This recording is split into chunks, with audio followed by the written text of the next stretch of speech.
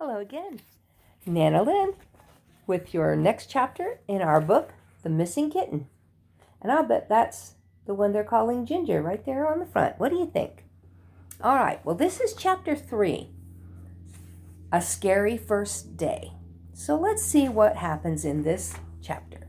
There's the front of the book right there, or the front of the chapter. Okay, Dad, we're almost out of Boots' food. Oh, they named him Boots. How about that? There's only one salmon flavor left, and I don't think he liked that one very much. Boots wrapped himself lovingly around Suzanne's legs. He knew very well what was in those cans, and he didn't see any reason why he shouldn't have a second breakfast. Calling him Boots had been Jackson's idea. Suzanne had suggested Sam. It was like Ginger, a little bit too ordinary for such a special cat. Boots was much better. Jackson looked up from his huge pile of toast. We could go to the store, he said. I've almost finished the bread, and there's not a lot for lunch. Well, I've got a work call in a few minutes, Dad said. He looked at them thoughtfully. Though I suppose you two could go if you'd like. On our own? Suzanne stared at him.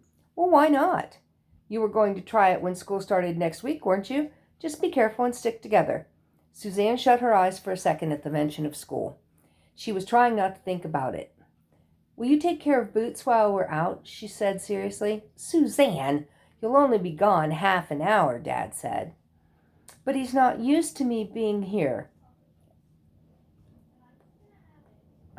He's not used to me not being here. It was true. Suzanne had spent all of her time with Boots since they'd brought him home, only leaving him at night when he was safely tucked in his cardboard box on an old towel and next to a hot water bottle to feel like his mother and the other kittens, just until he got used to them not being next to him.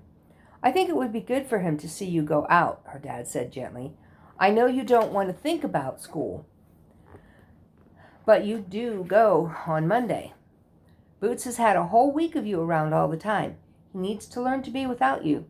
But he'll be lonely, Suzanne said worriedly. It's only for half an hour, Dad reminded her. When we're back at school, it won't be. Well, then he'll have me for company while I'm working. And you know how he loves the computer. Suzanne smiled. It was true. Boots was fascinated by Dad's computer.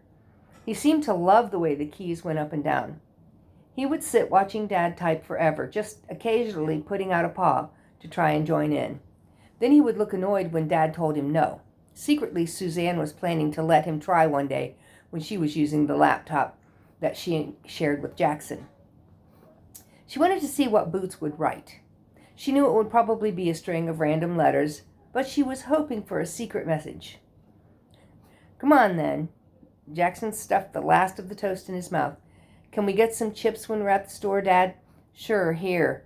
Dad gave Jackson some money. But I do want change. Be back by 10:30, all right? I don't want to be pacing up and down outside looking for you.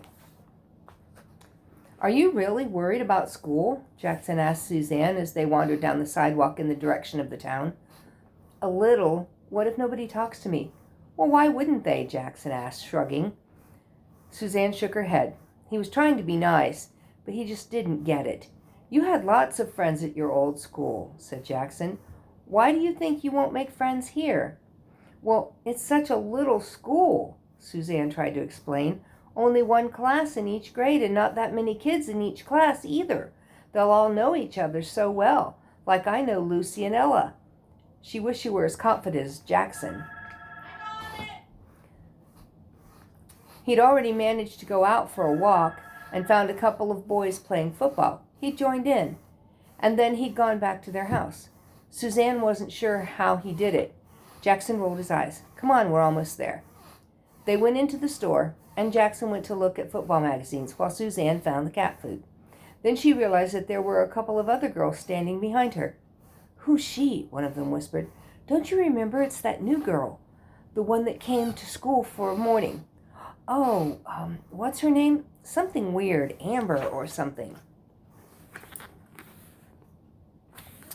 Suzanne felt like her stomach was squeezing into a tiny knot inside her.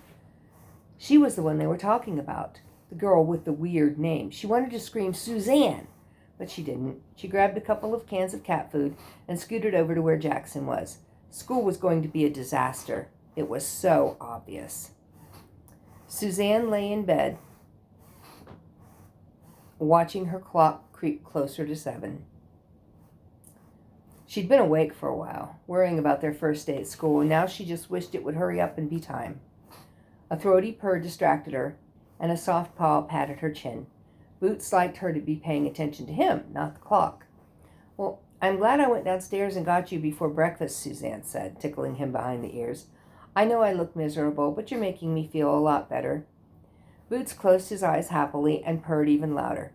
Suzanne knew all the places he liked to be petted, and how he particularly liked being on her bed. It was much cozier than his basket. "I'm really going to miss you today," she murmured. "I hope you'll be okay. Dad will take care of you." She sighed, a huge sigh that lifted up the comforter around her middle. And Boots' ears twitched excitedly. He wriggled forward and peered down under the comforter. It was a little dark nest, and he wiggled into it, just his tail sticking out and flicking it from side to side.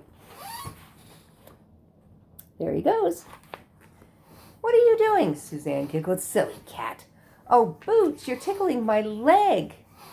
Even the tail had disappeared now. Boots was a plump little mound traveling round under the comforter. Then he popped out at the other end of the bed, his orange fur looking all spiky and ruffled up. He shook himself and ran a paw over his ears. Suzanne twitched her toes under the comforter, and he stopped washing and pounced on them excitedly, jumping from side to side and as she wiggled them. "You're awake." Mom poked her head around the door. "Time to get up, Suzanne." "Hello, Boots." She came in and patted him. "Are you worried that he'll miss you while you're at school?" Suzanne nodded, and Mom hugged her. "It'll be fine, sweetheart. Now that he's allowed in the yard, he'll probably just go out and try to chase butterflies again." She looked at Suzanne. "And you'll be fine too, honestly. Try not to worry about it." Suzanne nodded, but she wished she felt as sure as everyone else seemed to. Boots sat on the back doorstep next to his cat flap, staring around the yard. He was confused and a little bored. Suzanne had gone somewhere. He'd known that she was going. She had picked him up and made a huge fuss over him before she went, and her voice had been different than normal, as though something were wrong. But he hadn't expected her to be gone this long. He stalked crossly across the ground, sniffing at the grass and looking for something interesting to do. He sharpened his claws on the trunk of the apple tree and tried to climb it, but he wasn't good at that climbing thing yet. And he only got halfway up before he got worried and jumped down again.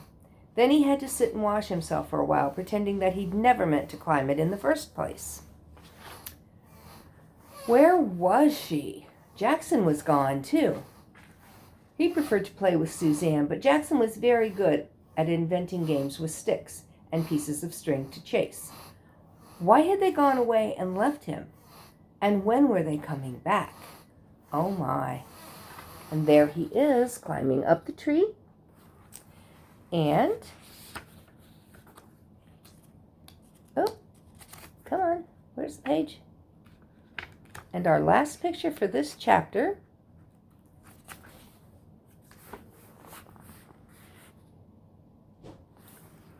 Okay, well, I will see you in the next video where we will read chapter 4.